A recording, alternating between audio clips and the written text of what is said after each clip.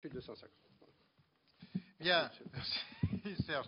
Alors, ce que je vous propose, on refait un tour, vous le faites relativement court, puisqu'on a une douzaine de collègues qui souhaitent encore vous poser des questions. Alors, peut-être Monsieur de la Doucette pour commencer, puis ensuite, on va demander à chacun de nos trois autres orateurs de répondre très rapidement pour qu'on prenne... Oui, il y a quelques-uns qui sont obligés d'aller en séance. Bon. Ah oui. Moi, je vais être très vite parce que finalement, il n'y a pas tellement de questions qui me sont directement adressées. Monsieur Brott a évoqué le problème de combien ça coûte, etc. Et le TURP. Alors, sur le TURP, puisque d'ailleurs vous allez en parler indirectement demain, aujourd'hui, telle que la loi est aujourd'hui, avant le vote de la loi NOM, 60% du branchement et de l'extension sont à la charge du producteur. 40% dans le TURP. Pour le renforcement, c'est 100% dans le TURP. De quelle somme? Je ne sais pas. Enfin, si, je le sais certainement, mais pas, je ne l'ai pas là. C'est de l'autre côté. Ah, mais je n'ai pas tourné là. Excusez-moi. Je n'ai pas tourné la feuille. Pour ERDF, alors, le coût pour ERDF en 2008, 74 millions d'euros. En 2009, 105 millions d'euros.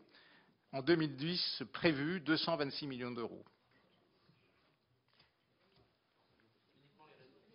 Oui, on parle du TURP, là. On parle de la partie ERDF réseau. Hein. C'est hors CSPE, c'est le réseau, là. Ouais, bon, voilà. Avec la loi NOM, une fois votée, 100% du branchement et de l'extension sont à la charge du producteur. 100% du branchement et de l'extension à la charge du producteur. 100% du renforcement dans le TURP. Donc, je ne peux pas vous dire ce que ça coûtera, ça sera un petit peu différent. Voilà.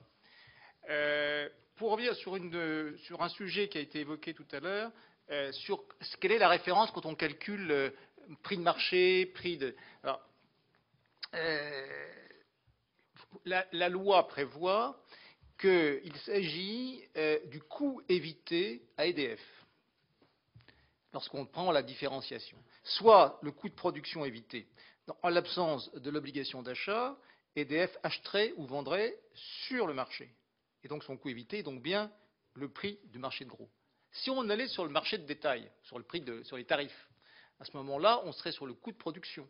Et le coût de production est inférieur au prix de gros. Donc la compensation serait encore plus grande. Suivez ou pas là? Vous n'avez pas l'air d'être convaincu de ce que je dis, monsieur Brott. Non, pourquoi? Mais pourquoi vous n'êtes pas convaincu? Je ne comprends pas pourquoi. Bah, c'est ce qui... Ah oui, mais d'accord, mais... Bon, on évite de lancer les échanges.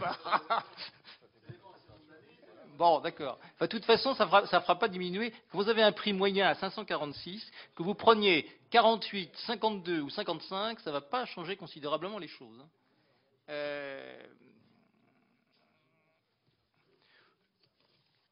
Qu'est-ce que je pourrais vous dire? Moi, non, je n'ai pas tellement de choses d'autres à vous dire pour l'instant.